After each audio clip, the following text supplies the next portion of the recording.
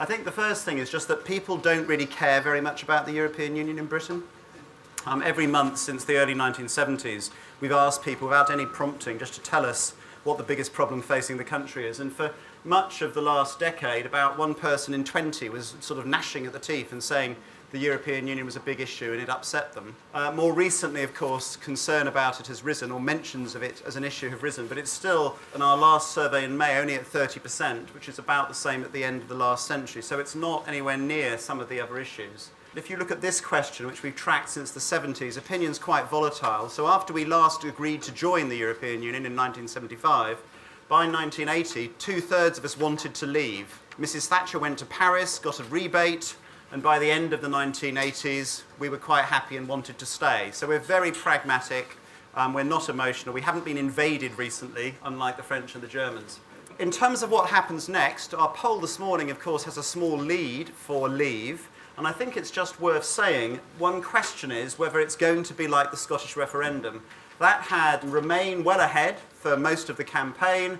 Then in the final week or so of the campaign, the polls closed. Some of the private polling we did had Leave at 54% the week before the actual vote. And of course, then the actual vote, 55% for Remain, 45% for Leave. So, we need to be very careful about looking at past events as a guide to future events, which is always a temptation for anybody, including pollsters. But, I was just doing it there. One of the challenges in terms of working out what happens for us as pollsters is who is actually going to bother voting next week. Because there are a lot more young people in Britain than old people, 3.4 million people under 35 than over 65, but they just tend not to vote. So, there's the population sizes, 14.2 versus 11.1, and they're about 29% of the population compared to 22% of the over 65s. But amongst voters, you get this big effect because of the turnout differences that we're still expecting. Old people's vote counts much more. So if you're campaigning and interested in campaigning, do not bother with youth clubs, go to old people's homes. So the latest figures show that the population is split right down the middle, 51-49. But then when we look at those who we think are actually going to vote, Remain has it 53% to 47%. Now, obviously, things can change. Polls don't predict. Pollsters sometimes do. But that is what people were saying yesterday. I think you meant Leave has it by 50. Oh, sorry, Leave has it by 50. Yeah, sorry, Leave has it 53-47. And then, of course, the change has been a swing towards Leave from 43% to 53% in the last month. And that's because basically Leave are having a much more effective campaign. We can argue about whether it's truthful and honest. I don't know what Claire thinks about that.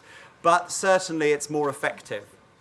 At the moment, there's still 1 person in 5, 20%, who say they might change their mind, and a certain proportion of people decide in the polling booth. This is difficult for pollsters because we're not there with them, and I don't know what sort of exit polls are going to take place. But it's also true, if you really want to get into it, that many of the don't knows or may change minds ultimately don't get to the polling booth ever. But nevertheless, there are still there is hope for both sides in those figures. The key issue, I think, in terms of what's happened in the last month is that immigration is now seen as the top issue that people are using to determine their votes. A month ago, it was the economy. So, as you'll see, the arguments about millions of Turks coming to these shores, the arguments about the £350 million a week have mostly gone Leave's way. Who's telling the truth? Well, actually, nobody. 46% say that politicians from the Leave campaign are mostly telling lies. 47%, no statistical difference, say politicians from the Remain campaign are mostly telling lies. So the political classes aren't exactly covering themselves in glory on this one. But what do we believe? 48% think we would be made to pay billions of pounds in bailouts for Greece or other countries if we stayed in. 45% think Turkey would be fast-tracked into the European Union and they'd have free right of movement to the UK. And even split on that. And 1 in 3 in 10 are happy to believe that there will be more sex attacks on women by migrants if we vote Remain next week. Some of the other arguments about leaving: peace and stability on the continent would put at risk. Well, 59% disagree with that. And 70% disagree with George Osborne's proposition that everybody will lose £4,300 a year if we vote to leave. So that argument has not worked, quite frankly. Chris will tell us whether it's true or not in a minute. The £350 million a week claim, 78% say they've heard of it. Do you think the claim is true or false? 47% believe it's true. Now, of course, it's a gross figure, so the gross figure is true. It's just that the net figure is slightly different. but it's certainly resonated. One of the things that we've done in this campaign then very quickly is also to try and look not just at what people tell us in surveys, but how quickly they reach a conclusion in terms of answering individual questions. And we thought this was interesting because it might give us an extra dimension. So what we've done here is look at, on the bottom axis, how much they agree with an individual proposition, and on the vertical axis, how quickly they were able to give that answer. And what's interesting is that both groups of voters think that in the long run, staying is going to be good. So the Remain are very clear that leaving will be better for the economy, and Leave are very clear that leaving will be good for the economy, Remain are very clear that remaining will be good for the economy. And there is no difference in terms of how quickly they answer that question. But when it comes to free trade, there is a difference. So Remain voters are very clear that we're better for trade if we stay, and they answer that question quite quickly. Leave voters are less sure about whether we're going to be Albania, Macau, Hong Kong, Switzerland, Norway, or some other arrangement. And they're also less confident when they do say that it's going to be better if we leave, which perhaps gives some arguments that the Remain camp may wish to focus on and Leave to avoid. Will it affect their standard of living? Well, basically, the answer is no. Remain voters tend to think they'll be better off, but they're not completely sure. And Leave voters think they'll be better off if we leave, but again, they're not completely sure. This general argument about what's going to happen to you individually, certainly, at least in this survey, hadn't cut through. Finally, when I do issue my final poll at about 9 o'clock in the morning on the 23rd, having polled until the night before, do remember some of the challenges I face. First of all, trying to get hold of a normal group of voters within 24 hours on the phone or on an internet panel. It's getting harder, and that makes finding out the ones that actually vote more difficult. The main challenge we face, which was why we overstated Leave in the final Scottish poll, we were most accurate, but we were at 47 rather than 45. We had too many young, nice people telling us they were definitely voting tomorrow. It only takes 2 or 3 in a sample of 100 to lead to that result. And there is a tendency that the people who are willing to take part in an interview of any kind will be, quote unquote, more interested in politics, more likely to say that they're going to vote. If you really don't give a shit, you probably won't take part in opinion polls either, particularly over a very short time period. Some of the surveys we do where we park outside your house and wait for you to come home are harder to avoid. We genuinely still do that, but not with these sorts of fast turnaround surveys. So that's the challenge we face, and we'll be on the record, right or wrong, next week. So what's going to happen after the referendum? Very quickly, and this might give us some interesting clues. At the moment, more people believe that both will be better off and worse off if we leave. But overall, there's not too much to worry. 31% think we're better off if we leave. The figure for staying is only 18%. Now, there is also anxiety, whatever we do, but it's interesting. There is no sort of sense of terror. So what is going to happen? I give you now the wisdom of crowds, not how they're going to vote themselves, but what they think will actually happen next week. In February, 62% said we'd vote to stay in. It's now 47%. Leave is up to 38%, but still, the public is more likely to think ultimately next week we'll stay in. Thank you.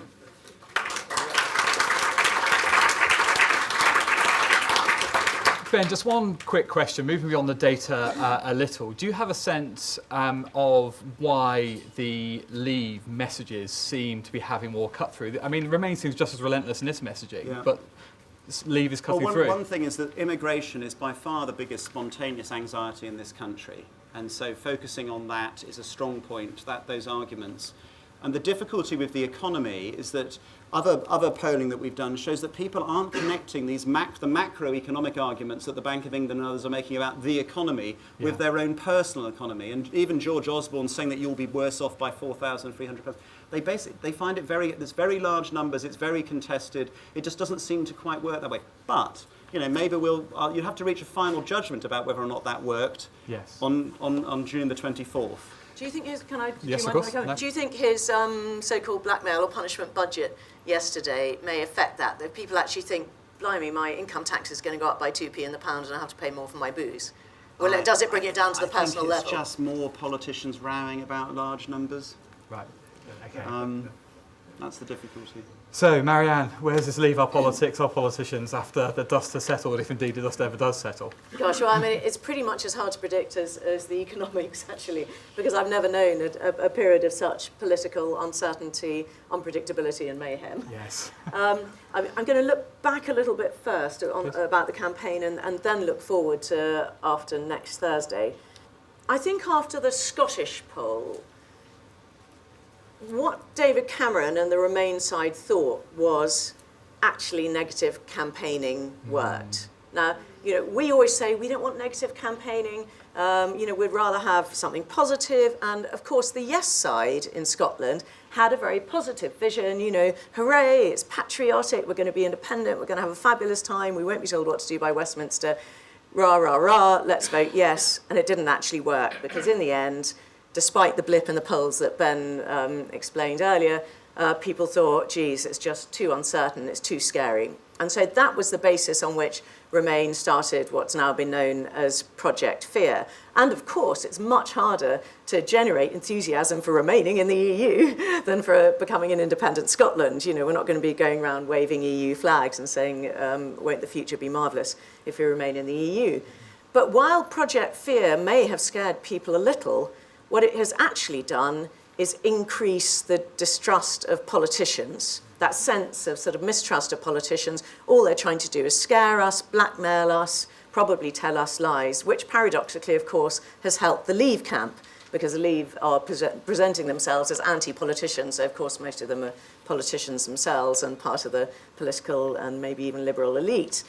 And even though the Leave side have used fear themselves in their campaign, the notion of Turkey joining tomorrow if we remain in the EU, which, we've got a veto on it for a start. The UK has a veto on it, and there's no way France would allow Turkey to join. Nonetheless, of course, they have used fear, but actually their main message has been quite a positive one, which is, look how much more money we'd have to spend if we left the EU. We could spend all this money 7 times over on the NHS and on abolishing VAT on fuel and God knows what else. Even though the figure, as Ben mentioned, has been shown to be factually wrong, and I'm not being biased or taking sides in saying this, it's just wrong that we won't have £350 million a week to spend. Nonetheless, it is a positive message, and it is astonishing that, 47% of voters in today's Ipsos Mori poll believe that we'll have £350 million a week more to spend, and only 39% don't believe it. So that has resonated, as well as the immigration thing. And the immigration message from Leave is also quite a positive one. It's, yes, of course, they're using the fear of Turks and Albanians, and God knows who else, coming to our shores, but they're saying we'll be able to do something about it if we leave. Now, I do wonder, though, whether the increase in the polls for Leave, and I'd like Ben to talk about this later in our conversation, whether the increase is partly a question of shy Leavers starting to admit they're going to vote Leave. Now, you may remember that at the last election, there were, and in lots of previous elections, there have been shy Tories who sort of feel a bit embarrassed to admit they're going to vote Tory, don't necessarily tell pollsters, and then when it comes to the day, they vote Tory. And I think that certainly in cities, much less so in rural areas, there's been this sense that it's a bit embarrassing to admit that you're on Nigel Farage's side, and therefore you might not have admitted that to pollsters, and maybe now people think it's okay to admit it. Equally, I think there may be quite a sense of people who had been tempted to vote Leave, but had thought it was somehow not legitimate, and are now thinking, well, actually, if that's the way the rest of the country is going, it's okay, and that would be a genuine shift in the polls towards Leave. I'd be interested to know what you think about that. Also, on your turnout theory, it's certainly true that older people, though there are fewer of them, are more likely to turn out, and there'll probably be more older people voting than younger people on Thursday. Equally, ABC1s are more likely to turn out than C2Ds and Es, and they tend to be more likely to remain. So I wonder whether that's likely to come out in the wash. What else might go Remain's side? Well, the one weapon they've barely used so far, which I suspect they've been saving for the last week, is, do you really want to break this country up? And that was something that they used in the last week of the general election campaign, this notion that Ed Miliband would be in Nicola Sturgeon's pocket and that she would demand another vote on Scottish independence as a price for supporting a Labour government. I think it's quite a powerful weapon. Now, you may well say, well, there isn't a majority for yes in Scotland at the moment. But nonetheless, there's sense that, actually a lot more is at stake. People think the EU isn't really important to you, but actually our entire country might disappear if you vote Leave. And, of course, the second thing is just fear when it comes to the ballot box, that I suspect that quite a few people who think at the moment they're going to vote Leave will go into the ballot box and think, oh, do I really dare do this? It's actually quite a risk. There is usually a move back towards the status quo in the last few days, the last week or so, of a referendum campaign. We haven't seen it yet, but I suspect it may come. briefly afterwards. Political mayhem, whatever happens, but even worse if it's Leave. Even if Remain win, there has been immense damage to the Tory party. I mean, Boris Johnson has called David Cameron demented. He's been accused of lying by both Johnson and his former friend Michael Gove. There's no way George Osborne can now take over as Tory leader, even if Cameron wins, I suspect. And Tory members who are a majority in favour of Brexit, if Remain wins, are quite likely to vent their frustration by electing a sceptic as leader to take over from Cameron, maybe Boris, I don't know. If Leave wins, complete mayhem in the government, because then what? Could George Osborne do his punishment budget? I just don't think so. I don't think his party would let him. Neither party leader will be safe. Of course, Cameron's going to have to go probably sooner rather than later. Labour, though, and particularly Corbyn, will be blamed for Brexit's win because it will be mainly Labour voters will have turned it at the margin. I'd put my money on Theresa May, actually, as a unity candidate. But if Remain loses, Labour might find they lose their votes like they did after the referendum in Scotland, that a lot of Labour voters moved to UKIP. But one thing I can be certain of, if Leave wins, a lot of people who voted Leave are going to be mightily disappointed because they're not going to get what they think they're going to get. Immigration is not going to be controlled. Does the same apply to Remain voters? Are they going to be mightily disappointed as well if Remain wins? I don't think they're being promised so much. All they're being told is it's very dangerous to leave, but they're not being told there's this great golden future awaiting us if we stay. It's just safer, and it will remain safer, I suspect. I mean, Claire may disagree with me. Okay, well, Chris, what's our economic future hold? Okay, well, I'm going to talk about the economics. I could talk about the political economy later, maybe in discussion, but I'll just do the economics. And I'm sorry it's boring. There's been a lot of economics, and people don't believe a word that anyone in my profession says. So I apologise for that in advance. Let me just first of all say, where is the economy right now? It's a bit of a weird state. If you ask companies or consumers how confident, how optimistic they are, that's got a lot worse since the Brexit referendum campaign has gone. Consumer confidence, business confidence, all has fallen quite considerably. If you look at the real data, that's also reflected in what companies are doing, but it's absolutely not reflected in what people are doing. So people are spending like billio still. Retail sales today came out, figures were very, very strong. So though they're saying they're nervous, they're not yet acting nervous, but companies say they're nervous and are acting nervous. How's the campaign gone? Well, there have been some good points from the economic perspective, I think, in the campaign.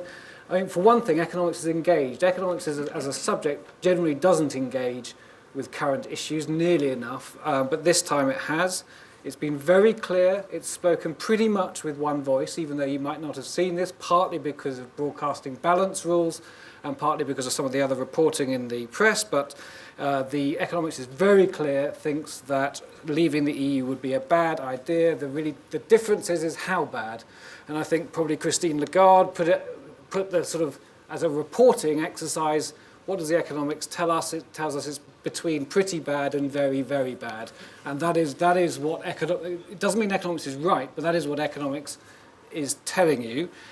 Then there have been quite a lot of bad things, I think, in the campaign. Economics has just totally failed to get across what it's actually doing when it does these exercises. It is not forecasting what the economy or what people's prosperity will look like in 2030. It's not saying, like a doctor can't say whether you or you will be dead in 2030, it can't say what the economy will look like in 2030. But just like a doctor can say, if you smoke 20 fags a day, you're more likely to be dead in 2030 than if you don't smoke those. Economics can say if you have a worse trading environment with other countries, you're more likely to be less prosperous than you would otherwise have been. And that is where economics is quite powerful, and that's why the economics all comes out in one direction. It's been pretty much drowned out. I totally accept it's not got through, and there's been some serious exaggeration by particularly the Chancellor about what the economics of his own department has said. So coming to Ben's said, what is the £4,300 figure? Is that in any way true? Well, it's a perfectly reasonable expression of the scale of the GDP gap per household between a Remain and a Leave scenario in the very long term. It is not a good expression, and that's the 6.2% GDP lower than it otherwise would be, still higher than today. But lower than it otherwise would be. What is that expressed as numbers of pounds per household, not per person, but per household, because that makes a bigger number than if you did it per person. So that was a bit naughty, no question about that. But George Osborne has obviously exaggerated it by making it sound as if that's what you're going to lose tomorrow. And that was, I think, a mistake on his part. If you read the Treasury document, it doesn't say that at all. It makes it very clear what it was doing. It was a pretty good document. What happens if we Remain and Leave? Where economics is very bad is telling you what's going to happen even in the very short term. So while my doctor analogy, what it can tell you about the long term, I think is quite powerful, people saying it will cause a recession in the short term by the end of this year, I think is not very powerful at all, because we know we're very, very, very bad at forecasting turning points. There's a risk of that, of course, and we will not know, I don't think, until August or September whether that's coming out in a Leave scenario, whether that's happening or not. And we won't know whether we're in recession actually until January. So there's 6 months, I think, of nervousness before people can say, phew, it's okay, or, oh, God, it really is as bad as the former Chancellor, George Osborne, said, because there is no way he can be Chancellor if there's a Leave vote. He has said it is economically illiterate to leave the EU. You cannot be Chancellor running a policy that you think is economically illiterate. I just cannot see there's any possibility he would still be Chancellor by come the autumn. If we Remain, I don't think there's going to be a sudden bounce. Equally, the short-term forecast that this will be great for the economy, not true. The big problem in the UK economy... Release of tension, at least it's not happening. There might be a little bit of that, yeah. But we just don't, there's not... The fact is that partly because households have been spending like crazy, they haven't been saving and putting on their tin hats yet. There isn't a lot of extra money there to suddenly release. But businesses have been deferring investment decisions. There is some of that, and we would expect some of that catch up. But you're not expecting a big bounce. So you'd expect some catch up, but the problem in the UK economy is productivity. That is why we are angry and why we are feeling poor, and it's not a thing to do with the EU or not the EU. That's the big problem. And it's not only a UK problem. This is a global problem in advanced economies. That is what needs to be solved in or out, and that's really not necessarily going to be solved either way. So I can see people being pretty disappointed in a Remain scenario. Just to wrap up, I think it's a pivotal moment for economics. If that we vote to leave and economists' warnings are wrong and it's all fine, that is a disaster for the profession. Let's be absolutely clear about that. To suffer as well. If we leave and economists' warnings are sort of correct, that's also not very good, because there'll be no comfort in sorting out a mess and saying we told you so. I'd recommend very highly Chris's op-ed in the FT this morning about the future of the economy and economics. But just a practical question, Chris. If it's leave, what happens next Friday? What is the Bank of England going to do? What is HM Treasury going to do? What are the immediate responses, and how do they play out? So my expectation next Friday is that it would be exactly the same as what we'd expected if Scotland had left. And we sort of know that because they have sort of said what they would have done.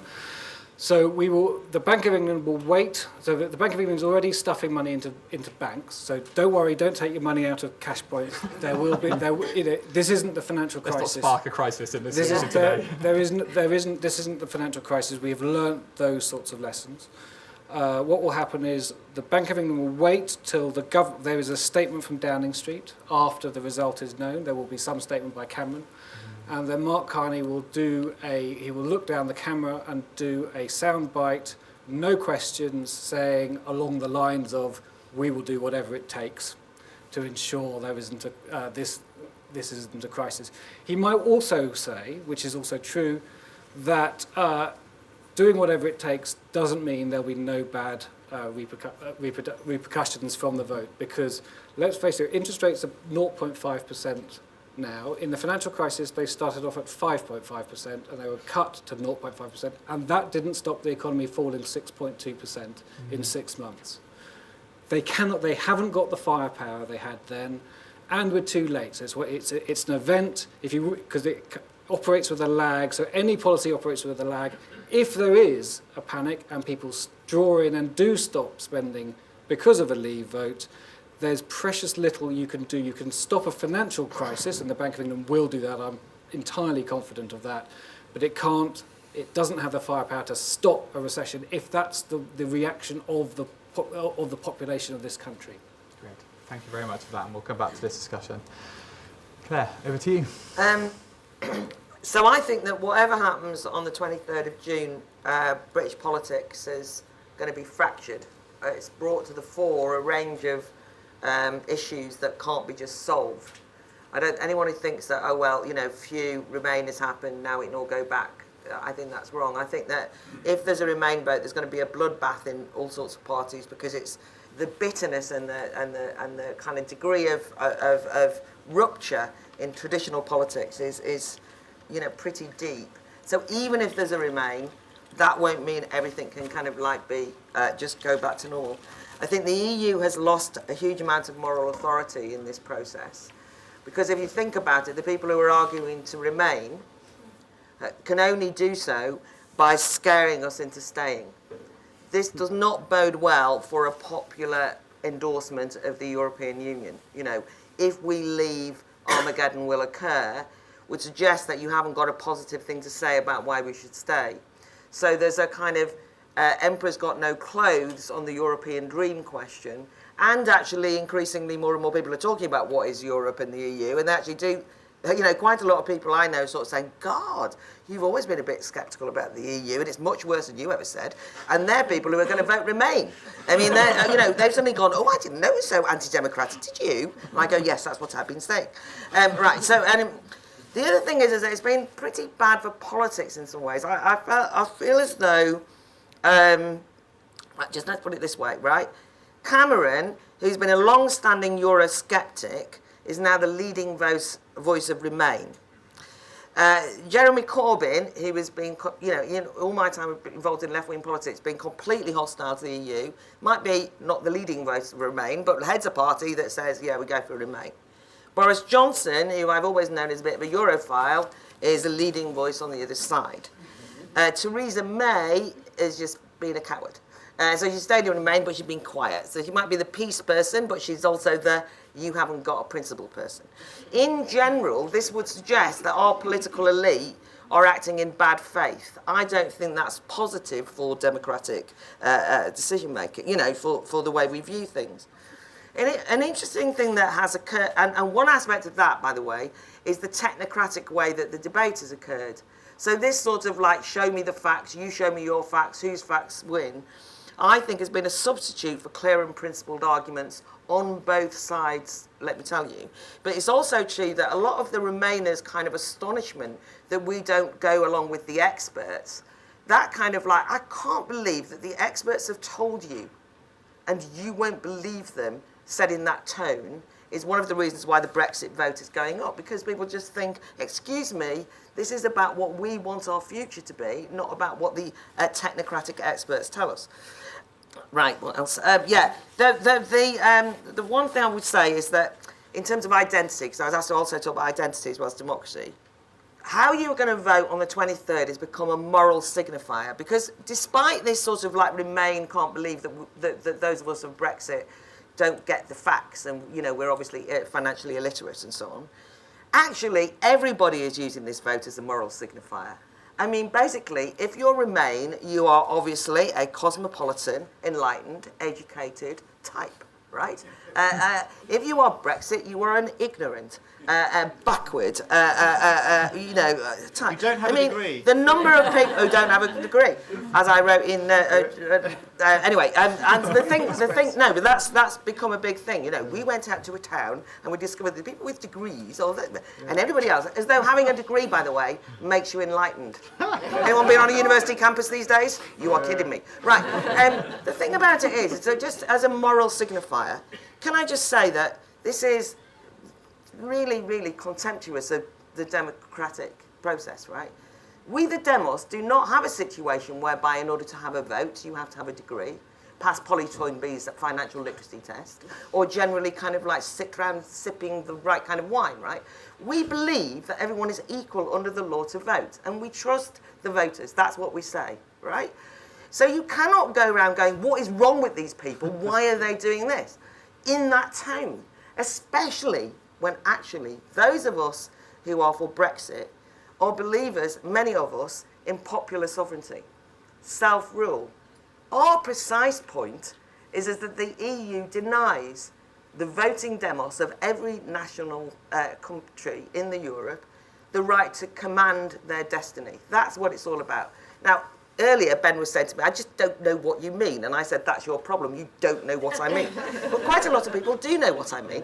And quite a lot of people do think that when people say, well, we can't, no, this is the other thing. So the left have completely let themselves down here. There's a Tony Benn tradition, which I stand on this question, which is to be the progressive, pro-working class, pro-self-determination is anti-EU bureaucrat, and that workers don't need to be beholden to the crumbs of the EU bureaucrats in order to survive.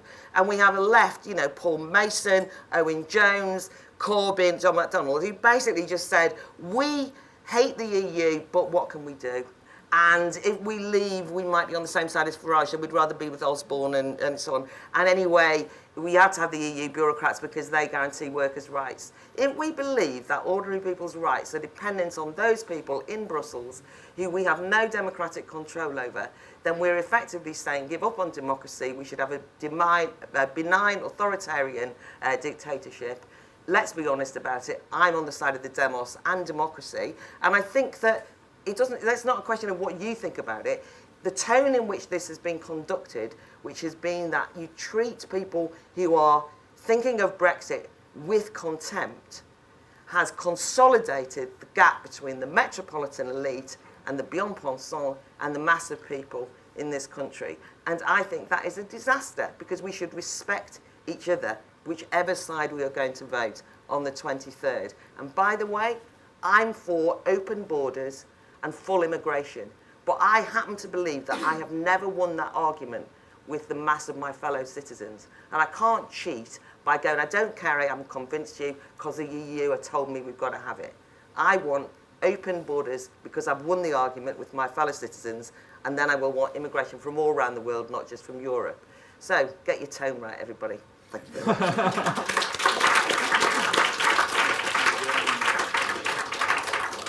Can I just ask Claire, are Boris Johnson and Michael Gove not part of the Metropolitan Elite? Absolutely, but do you know what? They have not, as it goes, spoken down to people with the sneer which has been demonstrably part of the Remain campaign. So yes, so am I. I don't mean that. I mean understand what economists. No, I mean understand what democracy is. Democracy is asking people to decide on their future, and the democracy is not about saying that everyone who's on the other side of you is an ignorant oik. And that's, I've got a file. I tear out of newspapers. I've got loads of examples. But Claire, don't you think that, so take the £350 million figure, that is just factually wrong. Yeah. People are going to be very disappointed when actually the public finances probably move against the new Leave government rather than if we have a Leave vote. The Leave campaign have used that because they think their own voters are stupid and want to hear that. And that's why I have studiously kept away from the official Vote Leave campaigns, right? With which I am outraged and irritated and have made it clear and written about, right? That doesn't mean to say that I'm going to vote, you know. No, I'm not asking you to change your vote. I know, but I'm just the Leave campaign is doing exactly the same. I know, and a lot of the Leave campaign, I hate both sides in the official campaign sense. However, I think they've been less contemptuous in general. On your 350 minutes, the thing that I would say to you is, you know, like it's a moral signifier. I do not believe, you see, that people are voting because of that figure. They are voting as a symbolic moral, just like the moral signifier of the bien-pensant, we are European. Yeah. I think people are saying, take back control, take back our money. And if you say it's not the right figure, they go, you know what we mean. Yeah. been bought off because they think, oh, I'll have a bit more pounds in my pocket. I think there is a tendency in all of this to see the campaigns as instrumental, whereas in reality they very rarely are in particular. But a broader question very quickly, Claire. I mean, this whole campaign seems to have signified a sundering of the relationship between people and elite and experts, and the model of representative democracy that relies on that, and rational policy making and so on. So what are the consequences of that? Where does this go? Where does this take us? Just worth bearing in mind that completely beyond this discussion, that I've actually been quite critical of the sort of technocratic direction of politics for some time, and the tendency to what people call evidence-based policy, which is to kind of wave a PhD at you and a few stats and graphs and say this shows us what to do. I happen to think that even when you know the evidence, you have to use your judgment, interpret it, and then actually take some principled political decisions. And so I don't know that if you say that because people don't believe the experts, that it means that we've gone into some kind of irrational passion-fueled emotion. No, that wasn't my implication. But that's been what people have said. Because it was interesting that you used the example of smoking, which of course is entirely right when you said about the forecasts and accurate. But if you look at the whole public health world, smoking, you're pretty sure that your forecasts work. But when you get a public health lobby that's trying to ban e-cigarettes, or actually trying to tells you that the evidence shows that women shouldn't have a drink during pregnancy, when we all know that's not true, if you actually look at the evidence, by the way. I can tell you that all experts are not to be trusted, and that people are right to be sceptical, and there's been a lot of crying wolf over the years. But I totally agree that experts should be challenged on their arguments, and on your drinking through pregnancy, that's exactly what you should do. What's happened in economics in this campaign is that no one from the Leave side has ever challenged the economics on the arguments. It's always been ad hominem attacks, wrong then, wrong now, even if they weren't wrong. The Treasury was, in fact, the lead official on the 5 tests whether we joined the euro or not, when the Treasury said we shouldn't join the euro, was the same lead official, the same person who wrote the Treasury, who led this report saying you're worse off in the EU. Okay. So it's the ad hominem attacks, I think, has been a really unpleasant part of this. This campaign. Well, I'm going to make a forecast of my own now, and I'm going to forecast that when I put this out to the audience, a lot of hands are going to go up, and we're going to take it in batches of 3. So it's over to you guys, and there's a lady straight at the back there, and it just shows what I know about forecasting, doesn't it? I'm going to take this gentleman here and this gentleman here. I'm going to go for this lady first at the back. Hello, good afternoon. My question is, whichever way the vote goes, how long do you think it will be afterwards before there is a call for another referendum because it was too close to call? Okay, thank you. A question on the trade with Europe, with the European Union after a leave vote, if that's what happens. Will we be clobbered by the European Union? Will we be frustrated from trading with them? Will our trade go down terribly as a result of a leave vote? Okay, great, thank you. Research from the University of Loughborough shows that in terms of media coverage, both press and broadcasting, the top 6 figures are all right-wing men, Nigel Farage and 5 Tories. Then Jeremy Corbyn creeps in, then more conservative men. I think Priti Patel, somewhere in the 20s, is the top woman. Has that totally distorted the debate, just right-wing public school boys shouting at one another? I'm going to take Ben first on that question. Well, 'twas ever thus, surely. I think it might have been a different debate if it had been dominated by women rather than public school boys. But, that's how it is. So it's a hypothetical, really. Could I just answer on the Europe one? I think there's a really interesting thing about Europe, because we're a European company. We're headquartered in Paris, and we're in 87 countries. And so my view is that the Europeans might need to, pour encourager les autres, show how bad it is for a big economy to leave. The alternative view is actually that they want to keep because we're a major trading partner, they want to keep everything going reasonably well, and they retreat to a core smaller Euro EU, and it's okay. No, I don't know the answer. Okay, briefly, I think on trade we will definitely be punished if we leave, because all these member states have big political parties that are stirring up trouble, that are Eurosceptic and are populist, and the one thing they don't want to do is encourage those, and so they want to prove that it's actually a disaster if you try and leave the EU. They're terrified that other member states will leave if we leave and it all goes fine for us, how much trade they have with us. Another referendum, we'll all be so fed up with it after this one. I mean, it has been pretty painful, hasn't it? I live in a divided household. My husband and I voting in opposite ways. You know, it's not quite as traumatic as Scotland has been, but I don't think there's going to be a huge appetite for another referendum soon. I think 12 months. I think. Do you really? Yeah, well, it's if Remain wins narrowly, it'll be within 12 months. Well, the politicians will be asking for it, but I don't think there'll be much popular support for it. Is what I'm saying. Right-wing men, yeah, God, it's been depressing.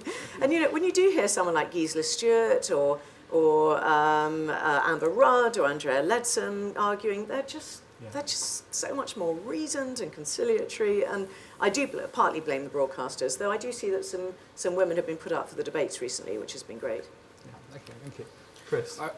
Mary Ann's exactly right, I think, on what the reaction from Europe will be on trade. I just wanted to say that one technical thing which has really not come out is that just to go to WTO, World Trade Organization rules, is not as easy as just saying we're going to do it.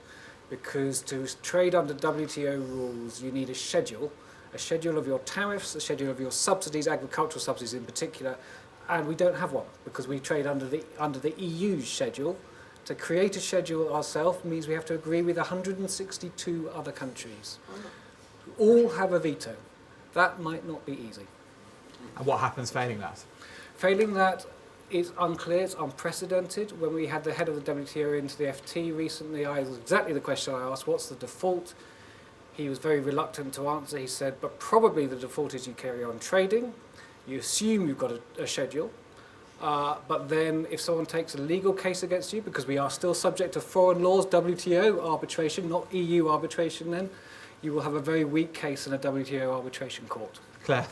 On whether there'll be another referendum, I mean, it's been irritating in Scotland to sort of go, well, we lost 45, but, we won really. And that's been annoying. And I believe in democracy, and I don't think that's the right thing to do.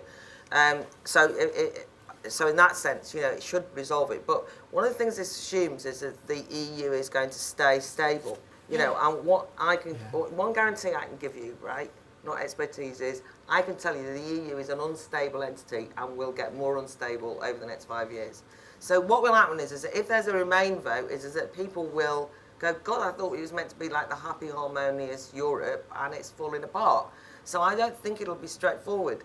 And it's interesting because I went to as a conference in Vienna recently, a kind of gathering of debate and organisations in Vienna, European debate organisations, lots of young people representing countries throughout Europe, and the other UK participants, would sort of did that thing which I was saying before about tone, where they sort of say, obviously there's this kind of mad thing happening in Britain, where there's these like weird right-wing people trying to get us out of Europe, but we're all right because we're really European. And to their surprise, all these European youth were going, oh, take your chance. Do you know what I mean? It's a disaster because they were from places like with 50% unemployment.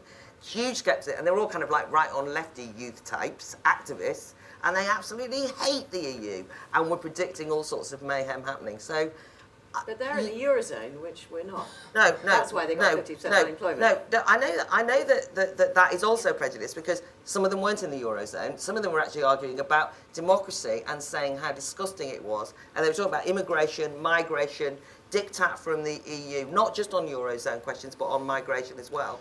And a real contempt for the people which they had picked up. So the British people who were there, the reason I'm saying this was they said, oh, we didn't realise that there was a lot of people in Europe who were anti-EU, who were kind of young and so on. So I think that it's not so simple that Remain will happen, and it's not whether I think there'll be a referendum, I just don't think it'll be settled. Too much has been thrown in the air. Thank you, Claire. I think we should take another bank of questions. Never women. make it easy for me, come on. I wasn't young old, was the balance I was looking for. There's a question right at the back there. I'm going to take this gentleman here, and I'm going to take this gentleman here. Hello. A quick question for Ben. Given the uncertainties, over here. Given all the uncertainties, how confident are you in your predictions? Are you able to quantify how likely you are to be right? That might go to Chris as well. Question to the panel. I've just returned from Gibraltar and I've been on business quite a lot. And there's a situation over there. They're voting, the majority of people are voting to stay in.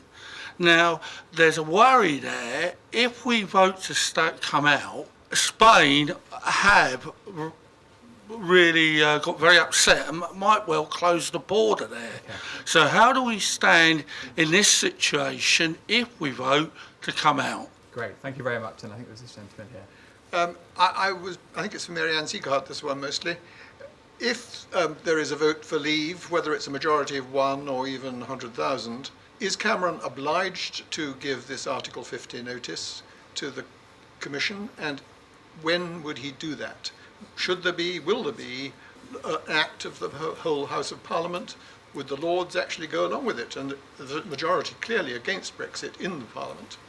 Would actually such a vote ever succeed? So I'm going to take Ben and Chris first on this confidence question.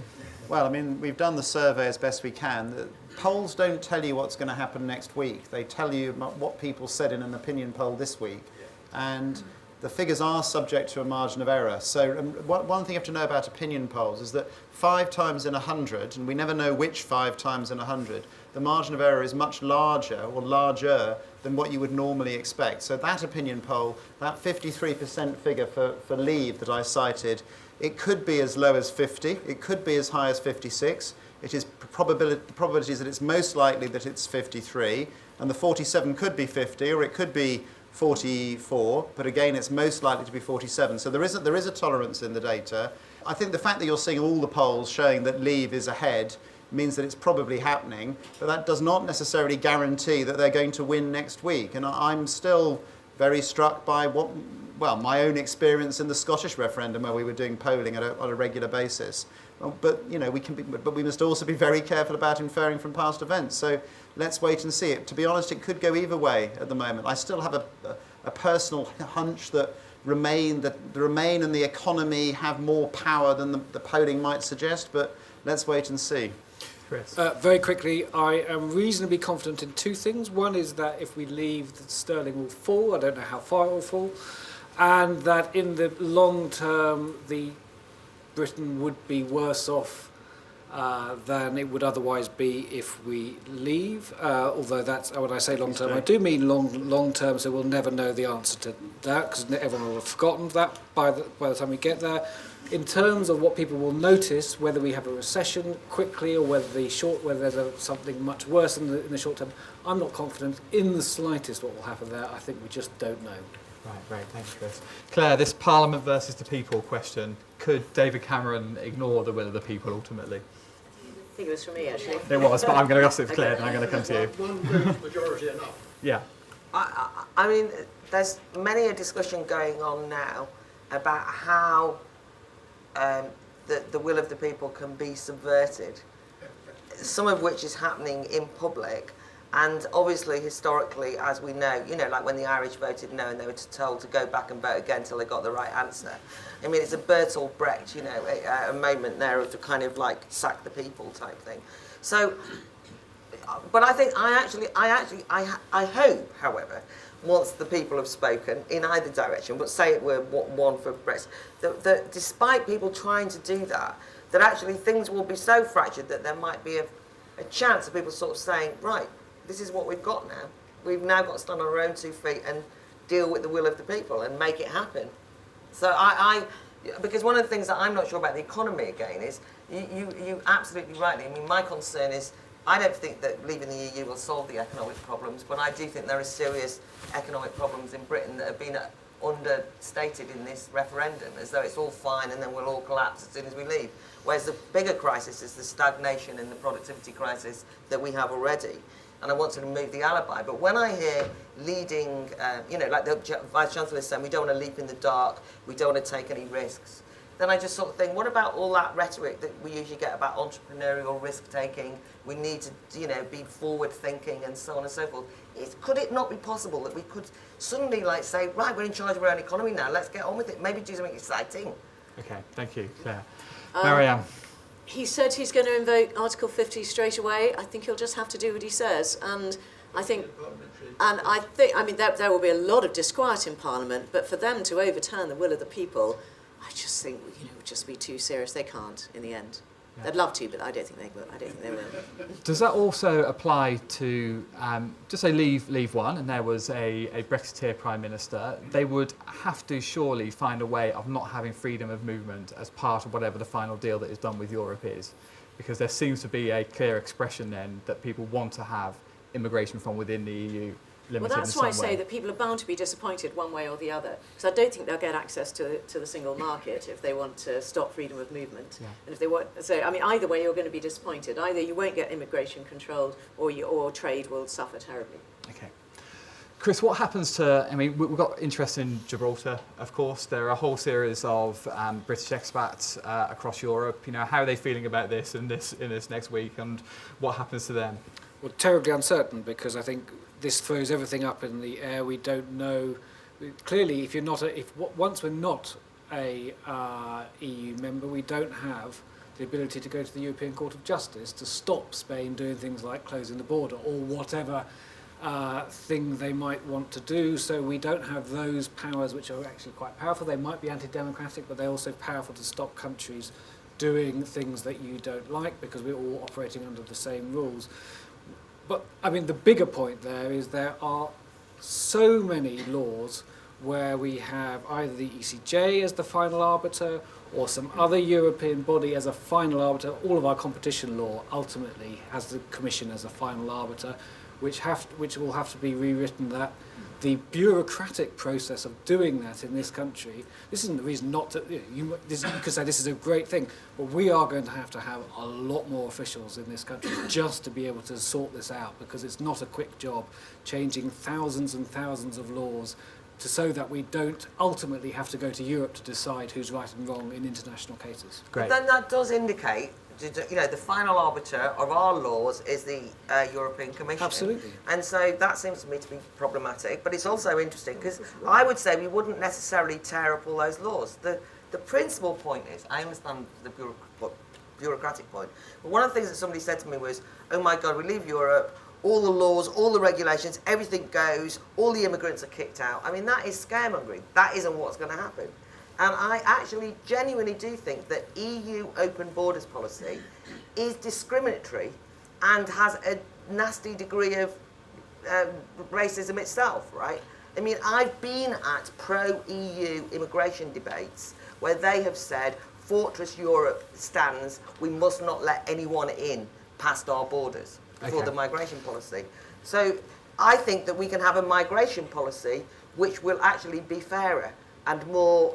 We'll decide it, and also can mean that people from Africa and Asia will not be barred by EU rules, which is a very important change, I think. So it sounds like it's going to be a good time to be a British rather than a Brussels bureaucrat if we vote leave. I'm going to finish with two questions, just a bit of fun, one for the panel or one for the audience, two different questions. Very quickly, the panel. Will David Cameron and George Osborne still be Prime Minister and Chancellor at the end of 2016? Ben? Probably not. Mary Ann? I think Cameron will probably be Prime Minister. I'm not sure Osborne will be Chancellor. Interesting. Chris? I think it depends entirely on the result. I think there's no chance if there's a leave vote, and if there's a remain vote, I think Osborne will stay. I'm not sure about Cameron. Interesting. Claire? If they cling on, their reputations and their political careers are finished, and Osborne's shot himself in the foot and it's over. So, for the audience now, we're going to do a mini version of Ben's Wisdom of Crowds here. So I'm not going to ask you what you are going to vote. I'm going to ask you which way you think it's going to go. And I want you to put to one side everything you've heard so far and just go with your instinct on this. And I'm going to take it in the order of Remain, then Leave. So, first of all, who believes next week we're going to vote to remain in the EU? Metropolitan London. Including a vote leaver at the front here. There's a vote leave badge who thinks we're going to remain. Actually, a lot of vote leaves don't expect to win. No, I don't expect to win. And then who thinks we're going to vote to leave? Okay. Reasonable number, but clearly the vast majority think we're going to remain in the EU.